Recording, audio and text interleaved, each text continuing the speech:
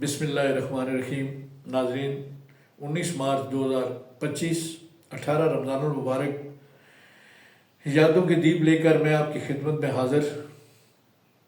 منو بھائی ایک شاعر گزرے ہیں جو ڈرامہ نگار بھی تھے، افسانہ نگار بھی تھے اور کالم بھی لکھتے تھے۔ ان کی ایک پنجابی نظم ہے،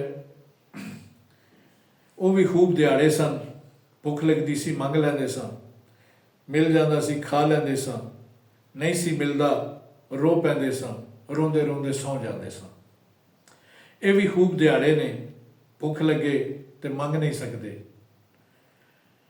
نہ ملے تے رو نہیں سکتے، مل جاوے نہ ملے تے رو نہیں سکتے، نہ روئیے تے سو نہیں سکتے۔ ناظرین، منو بھائی نے اس نظر میں ہمیں اپنے گزرے دنوں کی ایک تصویر ہمارے سامنے رکھی ہے۔ آج میں بھی، جس طرح کہ آپ کو اندازہ ہو گیا ہوگا کہ میں نے آج اپنے ویلاگ کا آغاز جو ہے وہ اپنے چینل کے نام سے کیا ہے، یادوں کے دیپ، تو میں بھی آج آپ کو ماضی کی یادوں میں سے ایک خوبصورت تصویر آپ کے سامنے رکھنے جا رہا ہوں، جو آج سے 45-50 سال پہلے کی زندگی کی ایک ایسی تصویر ہے جو بالکل آپ کے سامنے ایک فلم کی شکل میں چلے گی اور آپ کو وہ زندگی پوری کی پوری نظر آتی ہوئی محسوس ہو جائے گی۔ میرے ایک دوست ہیں جن کا نام ہے غلام حسین، تعلق ان کا چکوال کی ایک یونین کونسل جانڈ خانزادہ ہے، اس کا ایک چھوٹا سا گاؤں ہے موڑا گلشیر، وہاں سے ان کا تعلق ہے۔ یہ پنڈی گجرا ہمارا چکوال جیلم روڈ پہ واقع ایک بڑا خوبصورت گاؤں ہے، یہ بڑی آبادی ہے، اس کے ساتھ وہ ملکہ چھوٹا سا گاؤں ہے۔ اگرچہ یہ دونوں آبادیاں آپس میں ملی ہوئی ہیں لیکن ان کی شناخت علیحدہ علیحدہ ناموں سے ہوتی ہے۔ تو وہ غلام حسین جو ہے وہ موڑا گلشیر سے تعلق رکھتے ہیں، اور غلام حسین کی اور میری دوستی کی بنیادی وجہ جو ہے وہ ادب ہے، لٹریچر ہے، شاعری ہے۔ غلام حسین کمال کا ایک شاعر ہے، بہت خوبصورت، اور پنجابی میں بڑی اعلیٰ پائی کی نظمیں غلام حسین نے آج تک لکھی ہیں۔ جب بھی غلام حسین کے پاس بیٹھتے ہیں کچھ نہ کچھ چیز اس سے سنتے ہیں، اور ناظرین کرام جب بھی وہ کوئی چیز سناتا ہے تو یہ نظم جو میں آج آپ سے شیئر کرنے لگا ہوں، اس کی فرمائش میں اس سے ضرور کرتا ہوں کہ غلام حسین وہ نظم سناؤ جی۔ اس نظم کا جو اس نے اوپر عنوان رکھا ہے وہ ہے سدا میری اکھاں اگے ہوا پھل رہندا ہے۔ ناظرین، یہ پنجابی میں لکھی گئی ہے اور یہ چکوال کی ایک پنجابی کا جو پس منظر ہے، چکوال کی جو ڈکشن ہے یا اس میں جو لفاظی ہے وہ چکوال کی پنجابی کی ہے۔ پنجابی پورے پنجاب میں جو بولی جاتی ہے اس کے مختلف لہجے ہیں، ہند کو بھی پنجابی ہے، پھر ہماری چکوال کی زبان جو ہے وہ بھی دھنی میں جو بولی جاتی ہے اسے بھی پنجابی کہتے ہیں، پنڈی میں پٹھواری بولی جاتی ہے وہ بھی پنجابی کی شکل ہے، اس طرح آگے سرائکی پنجابی کی شکل ہے، اور پھر ماجھے کی پنجابی جو ہے وہ اس کا اپنا رنگ ہے۔ تو یہ چکوال کے پس منظر میں، چکوال کی زبان کے پس منظر میں لکھی گئی ہے، اس میں کچھ الفاظ اس طرح کے بھی شامل ہوں گے۔ ناظرین، آج سے 45-50 سال پہلے زندگی کی جو ایک شکل تھی وہ اس طرح تھی کہ ہمارے نوجوان جو تھے، وہ بچے جو تھے، ان کو والدین کوشش ان کی ہوتی تھی کہ میٹرک تک یہ تعلیم حاصل کر لیں اور پھر فوج میں چلے جائیں اور بھرتی ہو جائیں اور اپنا روزگار کمائیں۔ اور بچیوں کے حوالے سے والدین کی ترجیح یہ ہوتی تھی کہ 5 یا 8 جماعتیں تو انہیں پڑھا لی جائیں، لیکن اس سے زیادہ پھر آگے چونکہ اسکول دور دراز تھے تو وہ انہیں دور بھیجنا پسند نہیں کرتے تھے۔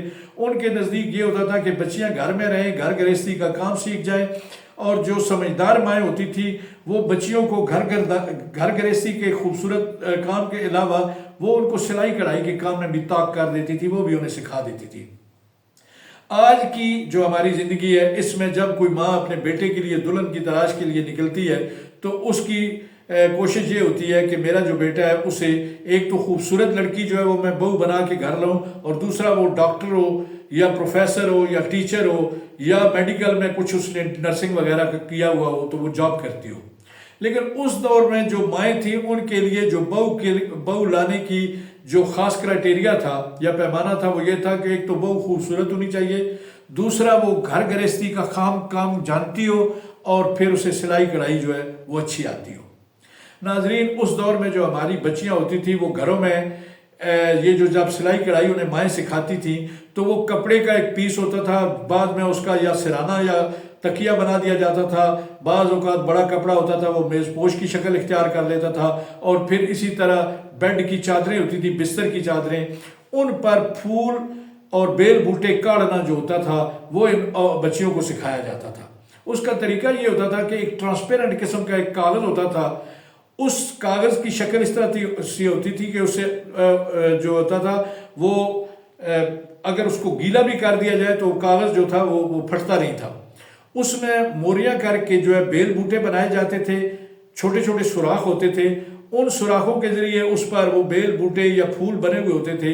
तो ख्वातीन जो थी वो एक सफ़ेद किस्म की चादर या टुकड़े कपड़े का टुकड़ा जो है उसको मेज़ के ऊपर रख के या तरामी परात को उल्टा करके उसके ऊपर रख के उस पर वो कागज़ रखती थी, और फिर एक छोटे से कप में वो नील घोला जाता था, उसमें रुई या कपड़ा छोटा सा उसको डुबो के उस पेपर के ऊपर फेरा जाता था, और चूंकि उसमें सुराख हुए होते थे, जब उस पेपर को हटाया जाता था तो वो नीचे जो कपड़ा होता था उस पर एक खूबसूरत फूल या कोई बेल बूटे या तीतर मोर या बारहसिंगे की तस्वीर जो थी वो प्रिंट हो जाती थी।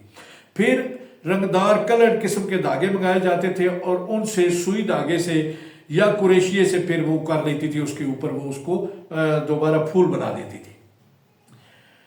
तो नाजरीन, इस पस मंज़र में मेरे भाई मेरे दोस्त गुलाम हुसैन ने एक नज़म लिखी है जिसको उसने उन्वान दिया है सदा मेरी अखा अगे उआ फुल रंदा है। नाजरीन, ये नज़म मैं उससे सुनता रहता हूँ और ये नज़म किसी हद तक मुझे याद भी है, लेकिन फिर भी मैंने नोट्स के तौर पर ये कुछ नोट्स बना के अपने पास रख लिए हैं ताकि आपको फ़्लो के साथ मैं वो नज़म सुना सकूँ जिसे आप इंजॉय कर सको। नाजरीन, उस दौर में जो मर्दों की सरगर्मियाँ थी वो तो तकरीबन उसकी कोई ना कोई झलकियाँ आज भी आपको इस पे सोशल मीडिया पे भी देखने को मिल जाती हैं, या कुछ टीवी प्रोग्रामों में पुरानी डॉक्यूमेंट्रीज बनी हुई हैं जिसमें किसान खेतों में हल चला रहे होते हैं, फिर वो फसल दरांतियों से काट रहे होते हैं, फिर वो उस फसल को जो है एक जगह इकट्ठा करके उसके ऊपर अपने मवेशी ढोर रंगर चला के उसकी घाई कर रहे होते हैं, फिर त्रिंगल या कराई होती थी उसको ऊपर हवा में उसको उछाल के दाने और भूसा अलग कर रहे होते हैं। उस दौर की वो झलकियाँ तो आपने देखी हुई हैं, और उस दौर की जो हमारी ख्वातीन थी, बड़ी ख्वातीन, वो मर्दों के साथ खेतों में उनकी पूरी मदद करती थी और उनको हेल्प आउट करती थी।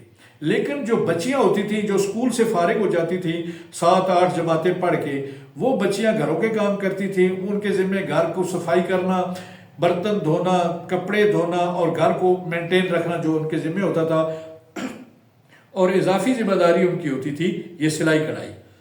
तो उस नज़म को जो लिखी गई है वो मैं आपके सामने रखता हूँ, वो आप सुनिएगा, और आपके सामने आज से 45-50 साल पहले जो हमारी ख़वातीन जो बच्चियाँ थीं उनकी ज़िंदगी का ये रूप, इसकी तस्वीर आपके सामने आएगी। अब मैं गुलाम हुसैन की वो नज़म आपसे शेयर करता हूँ, नाज़रीन आप इसे एंजॉय कीजिएगा। गुलाम हुसैन कहते हैं, जिस तरह कि मैंने कहा है ये पंजाब चकवाल की पंजाबी का लहजा है। 9-10 साल दा मैं लौका जिहा छोर सा।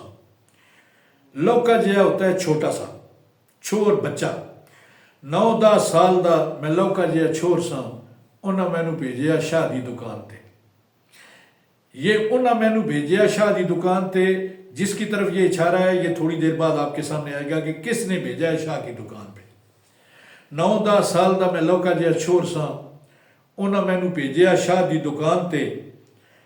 धागा मैं ले आना सी गूढ़े सूहे रंग दा, धागा मैं ले आना सी गूढ़े सूहे रंग दा। 2 रुपए दिते मैनू 10 पैसे दी चीज़ लई, 2 रुपए दिते मैनू 10 पैसे दी चीज़ लई। मुड़ के मैं आया ते धागा मैथों लै लिया, मुड़ के मैं आया ते धागा मैथों लै लिया। चादर सी चिट्टी दुध चिट्टे दुध सूत दी। नाज़रीन, खूबसूरत ये जो मिसरे हैं इसको एंजॉय कीजिएगा। चादर सी चिट्टी दुध चिट्टे दुध सूत दी, छावे थले बह के कनार सावे तूत दी। चादर सी चिट्टी दुध चिट्टे दुध सूत दी, छावे थले बह के कनार सावे तूत दी। तरामी उत्ते रख के ते फुल उन्हां लीकिया, किन्नी चिर बह के मैं उन्हां नूं उडीकिया। तरामी उत्ते रख के ते फुल उन्हां लीकिया, किन्नी चिर बह के मैं उन्हां नूं उडीकिया। वेखां सही होर उन्हां अजे की करने, वेखां सही होर उन्हां अजे की करने। फुल्लां इन्हां कालियां च किवें रंग भरने, फुल्लां इन्हां कालियां च किवें रंग भरने। महीन जी आवाज़ विच गल्लां सी ओह करदियां, बारीक सी आवाज़ में। महीन जी आवाज़ विच गल्लां सी ओह करदियां, नाले डंगे भरदियां। महीन जी आवाज़ विच गल्लां सी ओह करदियां, नाले डंगे भरदियां। 3 घर छोड़ के ते सीधा पुट्ठा डंगा है, 3 घर छोड़ के ते सीधा पुट्ठा डंगा है। اج انہاں ساریاں چوں بہتیاں موجود نہیں، اج انہاں ساریاں چوں